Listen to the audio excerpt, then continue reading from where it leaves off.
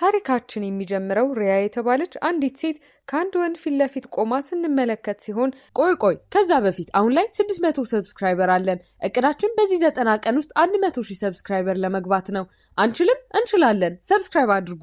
እሱም በትህትና ራሱን ካይ በማለት ያስተዋውቃታል። ሪያም ራሷን ካስተዋወቀች በኋላ ከእሱ ጋር በሚገርም ጸጥታ ውስጥ ትቆምና ሁለቱም ምናልባት ይህ ግንኙነት ልዩ ነገር ሊሆን ይችላል በሚል ተስፋ ባልታሰበ የፍቅር ቀጠሮ ላይ እንደሆኑ እንረዳለን። ነገር ግን ይህንን ጊዜ ለመረዳት አንድ ወር ወደ ኋላ መለስ ስንልና ሪያ ከባድ እንቅልፍ ውስጥ ሆና የማንቂያ ሰዓቷ በጣም እየጮኸ እንመለከታለን። እናቷም ወደ ክፍሏ ገብታ ክፍሉ በጣም ስለተዝረከረከ ወዲያውኑ ማጉረምረም ትጀምራለች።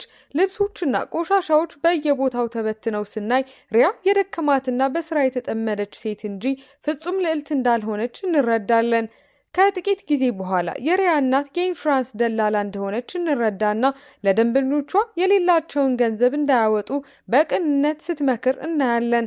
ከዚህ በኋላ የሪያ እናት ለ4 ዓመታት ብቻዋን በመሆኗ ታሾፍባትና ሪያም ሳቅ ብላ ብታልፈውም የእናቷ ቃላት ግን ከውስጥ በጣም ጎድተዋታል። ሪያ በስራ ቦታዋ ላይ ፍጹም የተለየ ሰው ስትሆን ይህም የሆነበት ምክንያት በትልቅ ሆቴል የግዢ ቡድን ውስጥ በጣም በራስ መተማመን ያላትና ብልህ ስራ አስኪያጅ ስለሆነች እንደሆነ እንረዳለን። በድንገት በሆቴል ውስጥ አንድ ችግር ይፈጠርና ለአስፈላጊ የብሪታንያ እንግዶች የሚዘጋጀው ግብዣ የመጨረሻ ደቂቃ ላይ ሜኑ መቀየር እንደሚያስፈልገው እንረዳለን። አሁን ከምሽቱ 2 ሰዓት በፊት 80 የተለየ አሳ ያስፈልጋቸው ነበርና ይህ ደግሞ ለሆቴሉ ፈጽሞ የማይቻል ተግባር ይመስላል። ሪያ ከፍተኛ ጫና ስለተሰማት ወዲያውኑ ወደ ስራ ትገባና ወደምታውቃቸው አቅራቢያዎች በሙሉ መደወል ትጀምራለች። ከብዙ ጥሪዎች በኋላ ከአንድ ቦታ 10 እና ከሌላ ቦታ 20 አሳዎችን ብታገኝም አሁንም 50 አሳዎች ሲጎድሏት ጊዜውም በፍጥነት እያለቀ ነበር። ልክ በዚህ ጊዜ ሪያ ተቀናቃኝ ሆቴላቸው ከፍተኛ ቁጥር ያለው የኮዳ አሳ እንደተቀበለ ትሰማና ተስፋ ከመቁረጥ ይልቅ ራሷ ወደዚያ ለመሄድ ትወስናለች። እዚያም የግዢ ስራ አስኪያጁን ስታገኘው ቀጥተኛ ተወዳዳሪውን ለምን መርዳት እንዳለበት ይጠይቃታል። ሪያ እሱ ከፍተኛ ጥረት ያለው ትራውት አሳ ሲፈልግ እንደነበር ስለምታውቅ ለእርዳታ ከመለመን ይልቅ በጣም ብልህ የሆነ ስምምነት ታቀርብለታለች። ይህም ስለ አንድ ምርጥ አቅራቢ ሚስጥራዊ መረጃ እንደምትሰጠው መናገር ነበር። በራሷ መተማመንና ፈጣን አስተሳሰብ የተደነቀው ስራ አስኪያጁ ለትንሽ ጊዜ ከመነታ በኋላ የኮዳ አሳዎቹን ሊሰጣት ይስማማል። ወደ ሆቴሏ ስትመለስ የወጥ ቤት ሰራተኞቹ በፍጥነት አሳውን ለማብሰል ሲጣደፉ ይቆዩና ግብዣውም ከመቋረጥ አደጋ ይድናል። ይህን ድፍረት የተሞላበት እርምጃዋን ያዩ የስራ ባልደረቦቿ ሁሉ በጣም ቢደነቁም ጥብቅ ስራ አስኪያጇ ሚስ ናሪን ግን በጭራሽ አልተደሰተችም። ችግሩ ከመጀመሪያ ባለመከላከል ሪያን ከወቀሰቻት በኋላ በድርጅት ዓለም ውስጥ ችግርን መፍታት ብቻ ሁልጊዜ በቂ እንዳልሆነና ይህንን ለማስረዳት ረጅም ሪፖርት እንድትጽፍ ታዛታለች። በኋላ ላይ ሪያ ከጓደኛዋ ሊና ጋር ስታወራ ወሬያቸው ወደ ፍቅር ህይወቷ ሲያመራ ሊና የፍቅር ቀጠሮ መተግበሪያ እንድትሞክር ብትመክራትም ሪያ ግን ድንገተኛ ቀጠሮዎችንና ኦንላይን ጓደኝነትን ስለምትጠላ እንዲሁም እውነተኛ ነገር ስለምትፈልግ ሀሳቡ በጣም የማይረባ እንደሆነ ታስባለች። ቅዳሜ ቀን እንኳን ሪያ ጠረጴዛዋ ላይ ሆና ስራዋን እየጨረሰች ስለነበር ጓደኛውም ከቢሮ ውጪ ህይወት እንዳላት በቀልድ ትጠይቃታለች። ልክ በዚህ ጊዜ አንድ ሰው ለሊና ለእራት የሚሆን መልእክት ይልክላትና ለመሄድ የቸኮለችው ሊና ሪያ ሁሉንም ስራ ራሷ እንደምትጨርስ ቃል በመግባቷ የሳምንት መጨረሻዋን እንድትደሰትበት እየነገረቻት ትወጣለች። ሪያ በመጨረሻ ከቢሮ ስትወጣ ሬን ከተባለ ሰው ጋር ትጋጫለች። እሱም በኮሌጅ ከእሷ በ1 ዓመት የሚያንስ ተማሪ እንደነበር እንረዳለን። አሁን እሱ በሆቴሉ የህግ ክፍል ውስጥ የሚሰራ ጠበቃ ሲሆን ልክ በኮሌጁ እንደሚያደርገው አሁንም ሲኒየር ብሎ ይጠራታል። በዚህም በጣም የተበሳጨችው ሪያ እንዲህ እንዳይላት ብትነግረውም እሱ ግን ልማድ እንደሆነበት ይናገርና አብረው ራት ለመብላት ይወስናሉ። በራት ሰዓት ላይ ሬን ቀደም ብሎ የጓደኛውን ሰርግ ላይ እንደሄደና የድሮ የክፍል ጓደኞቹ ከሪያ ጋር በአንድ ኩባንያ ውስጥ በመስራቱ እንዳሾፉበት ይነግራትና ምናልባት እሷን ብሎ ወደዚያ እንደተዛወረ እየቀለዱ እንደነበር ያጫውታታል። በዚህ የሳቀች ሪያ እሷን በሆቴሉ ስታየው በጣም እንደተገረመች ትናገርና አሁን በጣም የበሰለ እንደሚመስል ትነግረዋለች። ሬንም ጓደኞቹ አሁንም ቆንጆ መሆኗን ሲጠይቁት ልክ እንደ ድሮው እንደምትመስል እንደሚነግራቸው ይገልጽ ይመልስላትና ቀጥታ ወደ እሷ እየተመለከተ አሁንም ቆንጆ ነሽ ይላታል። አስተያየቱ ቀላል ቢሆንም ቪዲዮውን እዚህ ድረስ ከተመለከታችሁ ተመችቷችኋል ማለት ነው። ቪዲዮውን ላይክ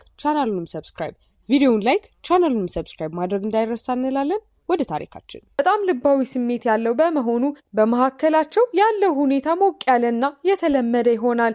ከዩኒቨርሲቲ ዘመናቸው የሆነ ነገር በማስታወስ ሬን በዚያ ጊዜ ስሜቱን እንደገለጸላትና የሚያያት ብቸኛ ሰው እሷ እንደሆነች እንደነገራት ወደኋላ መለስ ብላ ታስታውሳለች።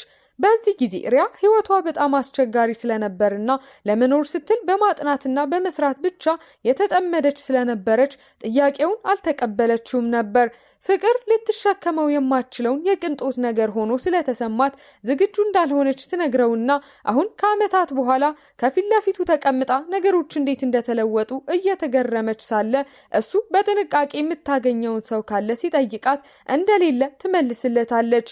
ስለ ፍቅር ቀጠሮ እንደምታስብ ካመነች በኋላ ህይወቷ ስራና ቤት ብቻ እንደሆነና አዲስ ሰው እንደማታገኝ ብትነግረውም ሬን ግን በጸጥታ ሁልጊዜ አዲስ ሰው መሆን እንደሌለበት ይነግራትና ቃላቱ በአየር ላይ ትርጉም ባለው መልኩ ይንጠለጠላሉ። በቀጣዮቹ ቀናት በቢሮ አካባቢ እየተያዩ በስብሰባዎችና በህንፃው ጣሪያ ላይ በሚያደርጓቸው እረፍቶች ላይ ትናንሽ ጊዜዎችን ያሳልፉና እነዚህ ትናንሽ ልማዶች በመካከላቸው ቀስ በቀስ አዲስ ግንኙነት እንዲገነባ ያደርጋሉ። አንድ ቀን አንድ ስራ አስኪያጅ ለሪያ ድንገተኛ የፍቅር ቀጠሮ ሊያዘጋጅላት ቢሞክርም እሷ ግን በፍጥነት እምቢ ትላለች። በዚያው ምሽት የልጅነት ጓደኛዋን አግኝታ አንድ ነገር ትናዘዛለች። ይህም ከዚህ በፊት የነበረው ሬን ምንም እንኳን ተፋቅረው ባያውቁም የመጀመሪያ ፍቅሯ እንደነበር ታጫውታታለች። በዚህ ጊዜ በህይወቷ ለፍቅር ቦታ እንዳልነበራት በመረዳት እምቢ ብትለውም አሁን ግን ነገሮች ስለተለወጡና የበለጠ የተረጋጋች በመሆኗ እሱ አሁንም ለእሷ ስሜት ካለው በዚህ ጊዜ አዎ ልትለው እንደምትችል በማሰብ በተስፋ ትሞላለች። በቀጣዩ ቀን የግዢ ቡድኑ ወደ ታዋቂ የሻይ ክልል ስለሚደረግ የስራ ጉዞ ሲያወራ መጀመሪያ ላይ ማንም መሄድ አይፈልግም። በመጨረሻም ሪያ ጓደኛዋ ሊናና አንድ የቡድን አባል ለጉዞው ሲመደቡ ይህ ክልል ለጥንዶች ተወዳጅ ቦታ እንደሆነ እንረዳለን። ከስብሰባው በኋላ ሪያን እንድታገኘው ይጠይቃትና በስራ ጉዞው ላይ አብሯቸው መሄድ እንደሚፈልግ ይነግራታል። ጠበቆች የመስክ ልምድ እንደሚያስፈልጋቸው ቢገልጽም እውነተኛ ምክንያቱ እሷ እንደሆነች ስለምትረዳ ልቧ ሲርገበገብ ይሰማታል። ለመጀመሪያ ጊዜ ይህ ጉዞ ከስራ በላይ ሊሆን እንደሚችልና ስሜቱ አሁንም እንዳለ ለማየት ጥሩ አጋጣሚ ሊሆን እንደሚችል እያሰበች እንዲመጣ እንደተፈቀደለት ትነግረዋለች። በዚያ ምሽት እንደገና ፍቅሩን ይገልጽልኛል ብላ በማሰብ በጣም ደስተኛ ትሆንና በማግስቱ ለጉዞው ስትወጣ እናቷን አሁን አንድ ሰው ለሰርግ ከጋበዛት ልትሄድ እንደምትችል ትነግራታለች። በቃላቷ ግራ የተጋባችው እናቷ ምንም ባይገባትም ሪያ ግን ፈገግ ብቻ ትላለች። ሲደርሱ አረንጓዴ የሻይ እርሻዎቹ በጣም ያማሩ ስለሆኑ ቡድኑ ምርመራውን በደስታ ይጀምራል። በዚህ ጊዜ ሊና ለሪያ አንድ ጠበቃ ይህን ያህል ርቀት መምጣቱ እንግዳ ነገር እንደሆነ በሹክሹክታ እየነገረቻት እምብዛም የማትቀባውን ሽቶ ስለተቀባች ታሾፍባታለች። ቡድኑ በሁለት ሲከፈል ሪያ የሻይ እርሻዎቹን ለመመርመር በፈቃደኝነት ስትነሳ ሬንም ወዲያውኑ አብሯት እንደሚሄድ ይናገራል። ማለቂያ በሌላቸው አረንጓዴ እርከኖች ውስጥ ጎን ለጎን ሲራመዱ አሰልጣኙ ይህ ከዓለም የሻይ ክልሎች አንዱ እንደሆነ ሲያብራራላቸው ሬንም እንዲህ አብሮ መጓዝ ኮሌጅን እንደሚያስታውሰው ይናገራል። ከዚያም በጸጥታ በዚያ ምሽት ብቻቸውን ማውራት ይችሉ እንደሆነ ሲጠይቃት ለአፍታ ካመነታች በኋላ ትስማማለች። በዚያ ምሽት የተሳካ ምርመራ ካደረጉ በኋላ ሁሉም ለራት ሲሰበሰቡ ድባቡ አስደሳች ይሆናል። አቅራቢው ያመሰግናቸዋል። የአካባቢው ሰራተኞች ሪያን አግብታ እንደሆነ ሲጠይቋት እሷ ግን እየሳቀች የወንድ ጓደኛ እንኳን እንደሌላት ትናገራለች። በኋላ ሬን ለእግር ጉዞ እንድትወጣ ሲጠይቃት ውጪ ጸጥ ባለ ቦታ ይቀመጣሉ። በመጨረሻም የመጣው ለስራ ብቻ እንዳልሆነ አምኖ ለሕግ ፈተናዎቹ በሚያጠናበት ጊዜም እንኳን ስለሷ ብዙ እንዳሰበ ይነግራታል። እምቢ ባለችው ጊዜ ምን ያህል እንደተጎዳ እያስታወሰ የእሷን ቢታ የተሻለ ሰው እንዲሆን እንደገፋፋውና ለእሷ የሚገባ ሰው ለመሆን እንዳደረገው ይናገራል። ሪያ በእርጋታ እሱ ሁልጊዜም ጥሩ ሰው እንደነበርና በዚያን ጊዜ ለፍቅር ዝግጁ እንዳልነበረች ታስረዳዋለች። ከዚያም ስለ ቢሮ ግንኙነቶች ሲጠይቃት እሷም ከባድ እንደሚሆን ነገር ግን አንድን ሰው በእውነት ከወደዱት ሊወስድ የሚገባውን አደጋ እንደሆነ ትናገራለች። ፍቅሩን ሊነግራት እንደሆነ ስለተሰማት በጉጉት ብትጠብቅም እሱ ግን ሙሉ በሙሉ ያስደንቃታል። እርዳታዋን ቢጠይቅም ለነሱ ሳይሆን ለሌላ ሰው ፍቅሩን ለመግለጽ እርዳታ ፈልጎ ነበር። ይኸውም በሪያ ቡድን ውስጥ ኒያ ለተባለች ወጣት ሰልጣኝ። ቃላቶቹ እንደ ቀዝቃዛ ውሃ ሲመቷት ሙሉ በሙሉ ትደነግጣለች። ሰልጣኟ ያጣሁት መስሎት የነበረውን ንጹህ ስሜት እንዳስታወሰችው ሲያብራራላት ሪያም በግድ ፈገግታ አሳይታ ለመርዳት ትስማማለች። በዚያ ምሽት ቡድኑ የመጠጥ ጨዋታ ሲጫወት ሬን ለምን በጉዞው ላይ እንደመጣ ሲጠየቅ የሚወደውን ሰው ተከትሎ እንደመጣ በግልጽ ይናገራል። ሁሉም ሪያን ማለቱ መስሏቸው ቢደሰቱም እሱ ግን በቀጥታ ሰልጣኟን ያን ተመልክቶ በሁሉም ሰው ፊት ስሜቱን ይገልጽላታል። ከዓመታት በፊት የመጀመሪያ ፍቅሩ እንደሆነች ነግሯት የነበረው ሰው አሁን በዓይኖቿ ፊት ለሌላ ሴት ፍቅሩን ሲገልጽ ሪያ በጣም ተደናግጣ ትቀራለች። ከራት በኋላ ሪያ ብቻዋን ስትጓዝ አሮጌው የሻይ ልቅ አግኝቷት ስትራመድ ያገኘቻቸውን አንዳንድ ጭረቶች ይረዳታል። ስለ ሻይ ሲያወሩ ሊቁ እንደ ወይን ሳይሆን አብዛኛው ሻይ ሲያረጅ ዋጋውን እንደሚያጣ ሲያብራራላት ቃላቱም ሪያ ስለ እሷ ሕይወት እንድታስብ ያደርጋታል። የፍቅር እድሉ አምልጧት ይሆን ብላ ትጨነቃለች። ዝግጁ ስትሆን ፍቅር ማግኘት እንደምትችል ሁልጊዜ ታምን ነበር። ነገር ግን ምናልባት ጊዜ መስጠት ሁሉንም ነገር እንደሚችል በማሰብ በጸጥታ ማልቀስ ትጀምራለች። የሻይ ሊቁ አባብሎ እያጽናናት ማልቀስ ምንም ችግር እንደሌለው ይነግራታል። በቀጣዩ ቀን ወደ ከተማዋ ስትመለስ ሪያ ለጓደኛዋ ሊና የሆነውን ስትነግራት ጓደኛዋም አንድ እምቢታ ማለት ሁሉም ነገር አለቀ ማለት እንዳልሆነ እየተቆጣች ትናገራታለች። አንድን ሰው ዋጋውን ካላየ ሌላ ሰው ያያል ብላ በማሰብ ሊና እንደገና እንድትሞክር ትገፋፋትና ሪያም ባይዋጥላትም ድንገተኛ ቀጠሮ ለመሞከር ትስማማለች። ለአለቃዋ በመጨረሻ ዝግጁ እንደሆነች ስትነግራት ይህም አሁን ካይ ፊት ለፊት ቆማ ወደምንመለከትበት ሰዓት ይመልሰናል። ወደ ምግብ ቤት ሲሄዱ ካይ ጨዋና ቅን ይመስላል። ስለ በጎ ፈቃደኝነትና ብቻቸውን ስለመኖር ሲያወሩ ውይይቱ የተረጋጋና ደህንነቱ የተጠበቀ ይሆናል። ሁሉም ነገር ጸጥ ብሎ እያለ በድንገት ጋብቻን በማሰብ ከኔ ጋር ለመቀጣጠር ትስማሚያለሽ በማለት አንድ ከባድ ጥያቄ ይጠይቃታል። ሪያም የተዋወቁት ገና ከ30 ደቂቃ በፊት ስለሆነ በጣም ትደነግጣለች። እሱ ከባድ ነገር በሚፈልግበት እድሜ ላይ እንደሆነ ሲያስረዳት በዚህ የተዋጠችው ሪያ በፍጥነት ይቅርታ ጠይቃ በመደናገጥ የአኩሪ አተር ሶስ በደማቅ ቀለም ሸሚዟ ላይ ትደፋለች። ለማጽዳት ወደ መጸዳጃ ቤት ብትጣደፍም እድፉ አይወጣም። ስለዚህም ስሜቱ ይበላሻል። ይቅርታ እየጠየቀች መሄድ እንዳለባት ስትነግረው እሱም ወደ ቤት ሊያደርሳት ቢፈልግም እምቢ ትለዋለች። ድንገተኛው ቀጠሮ በማይመች ሁኔታ ያበቃና ጓደኛዋ ወዲያውኑ እንዴት እንደነበር ለመጠየቅ ትደውላለች። ሲያወሩ ሪያ ካይ በቅንጡ መኪና ሲነዳ ታየውና በማግስቱ ጓደኞቿና እናቷ እንኳን መኪናውን እየተነተኑ ሀብታም ይሁን ወይስ አስመሳይ ይሁን ብለው ይገረማሉ። በዚህም የተበሳጨችው ሪያ በጫናው ሙሉ በሙሉ እንደተዋጠች ቢሰማትም ከሁሉም በላይ ደግሞ መልእክት አላከላትም። አሁን ታሪኩ ወደ ካይ ይቀየራል። እሱ የተሳካ የቤት ዕቃዎች ዲዛይን ኩባንያ ዋና ስራ አስፈጻሚ ነው። እሱ ብቃት ያለውና ትንሽ የተገለለ ሲሆን ቅዳሜና እሁድ እንኳን ቀን ከሌት ይሰራል። ከጓደኛውና ከኩባንያው አብሮ ዋና ስራ አስፈጻሚ ከሆነው ጄ ጋር በአንድ ሰርግ ላይ ስናገኘው ካይ ከሃና ከተባለች ሴት ጋር ለ14 ዓመታት የፍቅር ግንኙነት እንደነበረው ነገር ግን ለበጎ እንደተለያዩ እንረዳለን። ሃናም በሰርጉ ላይ እንደነበረችና ከረጅም ግንኙነት በኋላ ሰዎች ቢያንስ እርስ በርስ መጠያየቅ ሲገባቸው እሱ ግን ዝም ብሎ እንደጠፋ በመንገር ልታናግረው ትመጣለች። በዚህ ጊዜ በቂ ብስለት እንዳልነበረውና ህመሙን ለማስወገድ ራሱን በስራ ውስጥ እንደቀበረ በእርጋታ ይመልሳል። አሁን ከማንም ጋር እየተገናኘ እንደሆነ ስትጠይቀው ከሪያ ጋር ድንገተኛ ቀጠሮ ላይ እንደሄደ ይነግራታል። ወደ ቢሮ ሲመለስ ጓደኛው ጂ ስለ ቀጠሮው እያሾፈ ቆንጆ እንደነበረ ይጠይቀዋል። ካይ ከመነታ በኋላ አዎ ይላል። ነገር ግን በዚህ ሳምንት እንደገና ሊያገኛት በጣም ስራ እንደበዛበት ሲናገር ጓደኛው መጀመሪያ መልእክት ልኮ ለሁለተኛ ቀጠሮ መጠየቅ እንዳለበት ይነግረዋል። ይህ በእንዲህ እንዳለ ሪያ ስልኳን በተደጋጋሚ ብትመለከትም ከሱ ምንም መልእክት አለማግኘቷ ያበሳጫታል። በሆቴሏ ውስጥ ቡድኗ ለአዲስ ጣፋጭ ምግብ ሀብሀብ እየሞከረ ሲሆን ብዙ አይነት ከሞከሩ በኋላ በመጨረሻ ትክክለኛውን ይመርጡና አዲሱን የምግብ ዝርዝር ለማስጀመር ሁሉም በጣም ይጓጓሉ። በካይ ኩባንያ ውስጥ ጓደኛው ጄ ቀኑን ሙሉ ስልኩን እንዳልመለሰ ያስተውላል። ይህም በጣም ያልተለመደ ነበር። በዚህ የተጨነቀው ጄ ወደ አፓርታማው በፍጥነት ሲሄድ ካይ በድካም ወለሉ ላይ ወድቆ ያገኘዋል። ዶክተሩ ይህ በውጥረት ምክንያት እንደሆነ ይናገራል። ምክንያቱም የስሜት ህመምን ለረጅም ጊዜ ችላ ስትሉ ሰውነቱ ተስፋ ይቆርጣል።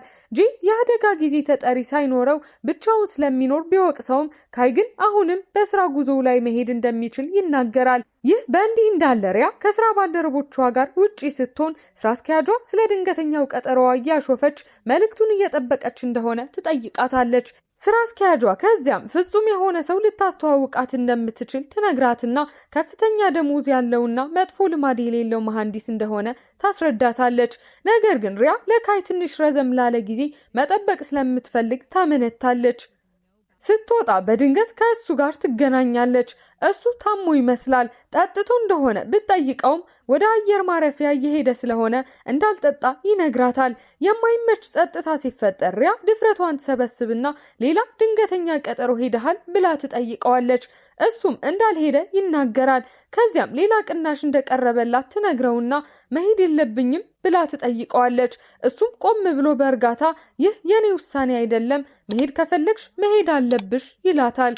መልሱ በጣም የሚያሳዝን ቢሆንም ለመሄድ ሲዞር ቆም ብሎ ተመለሺ፣ ስመጣ አገኝሻለሁ ይላታል። አገኝሻለሁ የሚለው ቃል ትንሽ የተስፋ ብልጭታ ይሰጣታል። በማግስቱ ልዩ ሀብሀቦች ሆቴሉ ሲደርሱ በጣም የሚጣፍጡ ስለሆኑ ቡድኑ አዲሱን ጣፋጭ ምግብ በጣም በውድ ዋጋ ለመሸጥ ይወስናል። ይህ እየሆነ እያለ ሪያ ሉካ ከተባለ አዲስ ሰው መሐንዲሱ መልእክት ይደርሳትና ቅዳሜ መገናኘት እንደሚፈልግ ይነግራታል። ካይ በቅርቡ ካላገኛት በመካከላቸው ያለው ነገር እንደሚያልቅ በማሰብ ለአዲሱ ሰው አዎ ብላ ትመልሳለች። ቅዳሜ ቀን ለቀጠሮ በጥንቃቄ ተዘጋጅታ ወደ ካፌው ስትደርስ ተራ መሐንዲስ ብትጠብቅም ሉካ ግን ቆንጆና የተረጋጋ ነው። ስለ ፊልሞች ማውራት ቢጀምሩ ምርጫቸው ፍጹም ተቃራኒ ስለነበር ከዚያም በግዴለሽነት ስለ ኩባንያው ደሞዝ ትጠይቀዋለች። የፊቱ ገጽታ ወዲያውኑ ይለወጥና በቀዝቃዛ ሁኔታ እዚህ የመጣሁት በገቢ እንድትፈርጅብኝ አይደለም፣ ከተገናኘን ከእኔ የገንዘብ ድጋፍ አትጠብቂ ይላታል። ስሜቱም በጣም ይረበሻል። ልክ የማይመቸው ቀጠሮ ሊያልቅ ሲል ሪያ አንድ የምታውቀው ሰው ወደ ካፌ ሲገባ ታያለች። እሱም ካይ ነው። ፊቷን ለመደበቅ ስትሞክር የቀጠሮ ጓደኛዋ ሉካ ሰውየው ማን እንደሆነ ሲጠይቃትና ለመሄድ ስትሞክር ሉካ ቀሚሷን ስለሚይዛት ትጮኻለች። ይህንን ያየው ካይ መጥቶ ምን እንደተፈጠረ ሲጠይቃት ሉካ በፍጥነት የአክስቴ ልጅ ነው ብሎ ይዋሻል። ነገር ግን ካይ ያመን አይመስልም። ስለዚህ ሪያ ትወጣለች። ሉካም ቀሚሷን ስለጎተተ ይቅርታ እየጠየቀ ይከተላታል። ቀጠሮ አደጋ ነበር። ነገር ግን ከዚያ በኋላ መጠጥ መጠጣት እንደምትፈልግ ይጠይቃታል።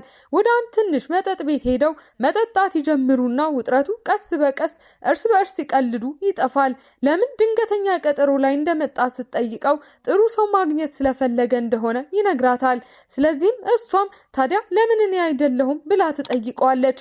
ቆንጆና ጥሩ እንደሆነች ነገር ግን የሆነ ነገር ትክክል እንዳልተሰማው ይነግራታል። ብዙ ከጠጡ በኋላ ወደ መጫወቻ ስፍራ ሄደው እንደ ልጆች እየሳቁ በሚሽከረከር ጎማ ላይ እስኪያዞራቸው ድረስ ይሽከረከራሉ። ሪያ ተኝታ ወደ ሰማይ ስትመለከትና በዚያ ቅጽበት ሉካን ስትመለከት ልቧ ቢርገበገብም እውነታው ይምታታልና ማህበራዊ ጫናውን በጣም ብዙ ስለሆነ ከሱ ጋር መገናኘት እንደማትችል ትነግረዋለች። በማግስቱ በስራ ቦታ አንድ ታዋቂ ሰው ስለ አዲሱ የሀብሀብ ጣፋጭ ምግባቸው ሲለጥፍ ቦታ ማስያዣዎች መጉረፍ ይጀምራሉ። በኋላ ላይ በቡድን ራት ላይ ሪያ ስለ ሁኔታው ታስብና ገንዘብና መኪና ደስታን እንደማያረጋግጡ ትገነዘባለች። ምክንያቱም አስፈላጊው ነገር ሁለት ሰዎች በአንድ ገጽ ላይ መሆናቸው ነው።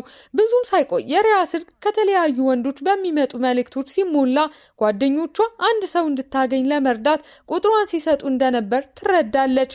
በዚህ ተዋጠችው ሪያ ውሳኔ ታደርግና ትክክለኛውን ሰው የማግኘት ትንሽ እድል እንዳለ ስለምታምን በእነዚህ ሁሉ ቀጠሮዎች ላይ ለመሄድ ትወስናለች። ከስራ በፊት እንኳን ብዙ ድንገተኛ ቀጠሮዎችን ስታዘጋጅ ጓደኛዋ ሊና ብትጨነቅም ሪያ ግን ቆርጣ ነበር። ይህ በእንዲህ እንዳለ በአንድ ትልቅ የስራ ስብሰባ ላይ ሆቴሉ ለዊስኪ ብራንድ ትልቅ 100ኛ ዓመት ዝግጅት እንደሚያስተናግድ ይፋ ሲደረግ ሪያ በሎቢው ውስጥ ጊዜያዊ የስኮትላንድ አይነት የዊስኪ ባር ለመገንባት የፈጠራ ሐሳብ ታቀርብና ቡድኗ በጣም ይወደዋል። ሪያ ከዚያም ተከታታይ እንግዳ የሆኑ ድንገተኛ ቀጠሮዎችን ትሄዳለች። አንዱ ሰው በጣም በራስ መተማመን ያለው ሲሆን ሌላው የአካል ብቃት አፍቃሪ ሲሆን ሶስተኛው ደግሞ ከልክ በላይ ሮማንቲክ ሆኖ ሙዚም ብሎ ይጠራታል። በዚያ ድንገተኛ ቀጠሮ ወቅት እናቷ በድንገት ብቅ ብላ ራሷን በማስተዋወቅ ቅጽበቱን ሙሉ በሙሉ ስታጠፋው እነዚህ ሁሉ ልምዶች በጣም እንዳደከሟት ይሰማታል። ለጓደኛዋ ሊና አብዛኞቹ ቀጠሮዎች ተመሳሳይ ስሜት እንዳላቸው ትነግራታለች። ይህም ይገናኛሉ፣ ይበላሉ፣ ይጠጣሉ እናም ከዚያ እንደገና አይተያዩም። ይህንን ካሰላሰለች በኋላ ሀቀኛ ለመሆን ትወስንና ሰዎቹ እንደማይጣጣሙ በትትና በመንገር እምቢ ማለት ትጀምራለች። በሌላኛው የከተማው ጫፍ ላይ ካይ በእንስሳት መጠለያ ውስጥ ሆኖ ሹገር የተባለች ትንሽ ውሻ በማደጎ ስትወሰድ ለማየት እዚያ ቢገኝም አዲሶቹ ባለቤቶች በመጨረሻው ደቂቃ ላይ ሐሳቦቻቸውን ይለውጣሉ። ውሻው በአካል የተለየ እንደሚመስል በማማረር ወደ ክርክር ውስጥ ሲገቡ ካይ ተናዶ ከነሱ ጋር በፖሊስ ጣቢያ ያበቃል። በኋላ ሹገርን ለጊዜው ለመንከባከብ ሲወስን አጎቱ ከሪያ መልእክት እየጠበቀ እንደሆነ ያስተውልና ካይ አሁንም እድል ሊኖር እንደሚችል ያምናል። በማግስቱ ሪያ ኪያን ከተባለ ሰው ጋር በሌላ ቀጠሮ ላይ ስትሆን እሱ እንግዳ ነገር ይናገራል። ጥሩ ስብና እንዳለሽ ሰምቻለሁ፣ ስለዚህም ቆንጆ ትሆኛለሽ ብዬ አልጠበቅኩም ነበር ግን ነሽ ይላታል። በኋላ ለብቻቸው የሚኖሩ ወላጆቿ ለጥሮታ ተዘጋጅተው እንደሆነ ሲጠይቃት ሪያ በጣም ተደናግጣ ምቾት አይሰማትም። ስለሆነም ከዚህ ሰው ጋር መገናኘት እንደማትፈልግ ትወስናለች። ይህ በእንዲህ እንዳለ የሪያ የስራ ባልደረባ ታራ በዊስኪ ዝግጅቱ ላይ እየሰራች ሳለ ስራ አስኪያጇ ሆሜጅ ከተባለ አንድ የዲዛይን ኩባንያ ጋር ብቻ እንድትሰራና ሌሎቹን ሁሉ እንድትሰርዝ ይነግራታል።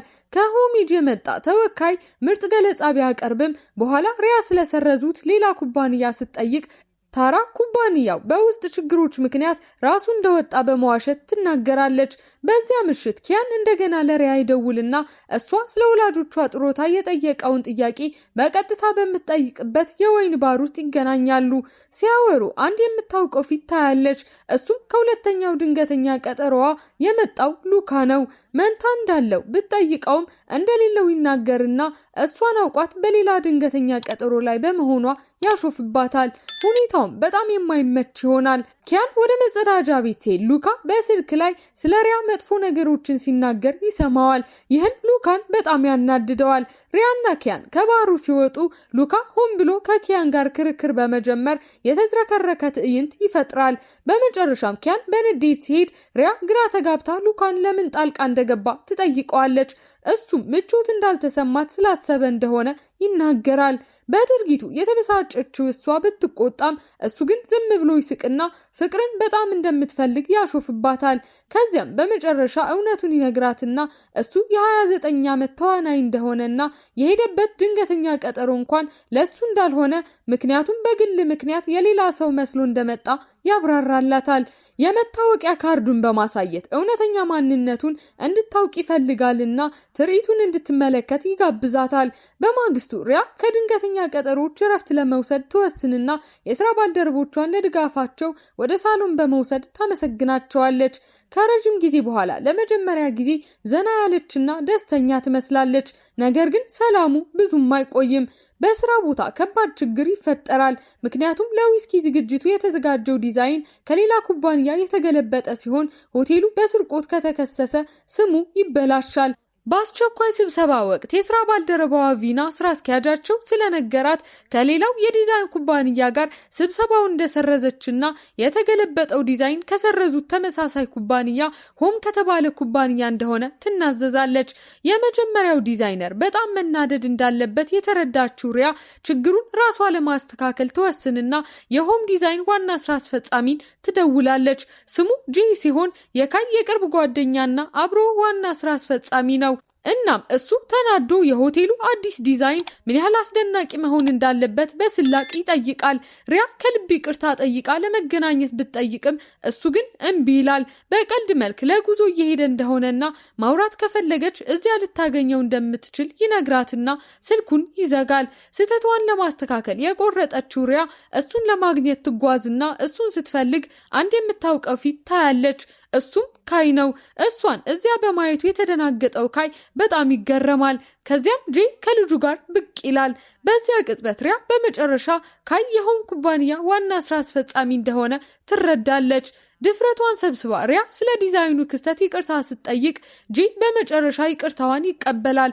ካይ በደግነት ለራት እንድትቆይ ጋብዛትና አብረው ምግብ ሲያዘጋጁ ድባቡ ሞቅ ያለና ዘና ያለ ይሆናል። ሪያ ከጄ ልጅ ጋር እየተጫወተች ፎቶዎቿን ታነሳለች። እንዲሁም በራት ጊዜ ሁሉም ይስቃሉና ያወራሉ። በዚያ ምሽት ሪያ ትንሿ ልጅ እንደደከማት ስታስተውል የክፍል አገልግሎት እንደሆነ በማስመሰል አነስተኛ በርገር አስገርማ ታቀርብላቸዋለች። ስለሆነም ሁሉም በጣፋጭ ምልክቱ ፈገግ ይላሉ። ወደ ካምፕ ቦታው ስትመለስ ሪያና ካይ ኮከቦችን እየተመለከቱ ሳለ የተወርዋሪ ኮከብ እይታ ለቤተሰቧ ለጓደኞቿና ለራሷ ረጅም የምኞት ዝርዝር ትመኛለች። ጥሩ ሰው ለማግኘት መመኘቷ በፍቅር ላይ ተስፋ እንዳልቆረጠች ያሳያልና ካይ በረጅም ዝርዝሯ ፈገግ ይላል። ከዚያም ማግባት ይፈልግ እንደሆነ ስትጠይቀው እሱም ተገርሞ በመጀመሪያው ቀጠሯቸው ላይ ለምን እንዳነሳው ያብራራል። እድሜው እየገፋ መሆኑንና ከባድ ግንኙነት እንደሚፈልግ ካመነ በኋላ እሷን እንደወደዳትና ስሜቱን ለመግለጽ እየሞከረ ነገር ግን ቃላቱ ሁሉም በተሳሳተ መንገድ እንደወጡ ይናገራል። በዚህ ተደናገጠችው ሪያ የድንገተኛ የጋብቻ ወሬው በእሷ ላይ ምንም ፍላጎት እንደሌለው እንድታስብ እንዳደረጋት ታስረዳዋለች። ልክ በዚያ ጊዜ የአየር ሁኔታው በድንገት ይለወጥና ከባድ ዝናብ መዝነብ ይጀምራል። ወደ ካምፕ ቦታው ሲመለስ ካይ ሪያ ብቻዋን እንደሄደች ይገነዘብና ማዕበሉ አደገኛ እየሆነ ስለሆነ ሊደውልላት ቢሞክር ግን ስልኳ ይጠፋል። ለደህንነቷ ተጨንቆ የዝናብ ካፖርት ይዞ እሷን ለማግኘት ወደ ሌሊቱ ይሮጥና በኃይለኛ ዝናብ ውስጥ በከፍተኛ ሁኔታ ይፈልጋታል። ይህ በእንዲህ እንዳለ ሪያ በአውቶቡስ ማቆሚያ ላይ ተይዛለች። እየበረዳት ሳለ በድንገት ካይ ይታያል። ሁለቱም በውሃ ቢርሱም እርስ በርሳቸው በማየታቸው እፎይታ ይሰማቸዋል። እሱ ያልተለመደ ጥያቄ ይጠይቃታል። በምን አይነት ሰው እንድታስታውሽኝ ትፈልጊያለሽ? እሷም ጊዜ አሰጣጣቸው ሁልጊዜ መጥፎ እንደነበር ታስረዳዋለች። ዝናቡ ትንሽ ሲቀንስ ወደ ኋላ መሄድ ቢጀምሩም ማዕበሉ እንደገና እየጠነከረ ስለሚሄድ በአንዲት ትንሽ ጸጥ ባለች ቤተክርስቲያን ውስጥ መጠለያ ያገኛሉ። በውስጥ ያለው ድባብ ሰላማዊ ስለነበር ካይ የሪያ ጸጉር እንደረጠበ ያስተውላልና በእርጋታ በፎጣ ያደርቅላታል። ቅጽበቱም ጸጥ ያለና ሞቅ ያለ ነበር። እርስ በርስ ይተያዩና ከዚያም ይሳሳማሉ። ለእርስ በርሳቸው ያላቸው ስሜት እውነት እንደሆነ ግልጽ ይሆናል። በማግስቱ ጠዋት አንድ ቄስ በደግነት ሰላምታ ሰጥቷቸው ቁርስ ያቀርብላቸዋል። ካይ የወንድ ጓደኛዋ እንደሆነ ሲጠየቅ ሁለቱም በፍጥነት በማይመች ሁኔታ እምቢ ይላሉና ዝም ብለው የሚተዋወቁ ሰዎች እንደሆኑ ያብራራሉ። በኋላ ሪያ ወደ ከተማ ለመመለስ ስትዘጋጅ ካይ ሊያደርሳት ቢፈልግም ባቡሩን እንደምትወስድ ትናገራለች። በማይመች ስንብት በመካከላቸው የሆነ ነገር እንደተለወጠ እንረዳለን። ወደ ስራ ስትመለስ የሪያ ቡድን አሁንም ለዊስኪ ዝግጅቱ አዲስ የዲዛይን አጋር ለማግኘት እየሞከረ ሲሆን ምንም እንኳን ደክሟት የነበረ ቢሆንም ሪያ አዎንታዊ ሆና ትቀጥላለች። ብዙም ሳይቆይ ከካይ ጥሪ ደርሳትና ሊነግራት የሚፈልገው አስፈላጊ ነገር እንዳለው ይናገራል። በካፌ እንድትገናኘውም ይጠይቃታል። ሪያ ስትደርስ ከድንገተኛ ቀጠሮዋ የመጣው ተዋናይ ሉካ እዚያ ሲሰራ በማየቷ ትገረማለች። እናም የድሮ ስራውን እንዳጣ እንረዳለን። ትርኢቱን ባለማየቷ ይቅርታ ስትጠይቀው ምንም ችግር እንደሌለው ይነግራታል።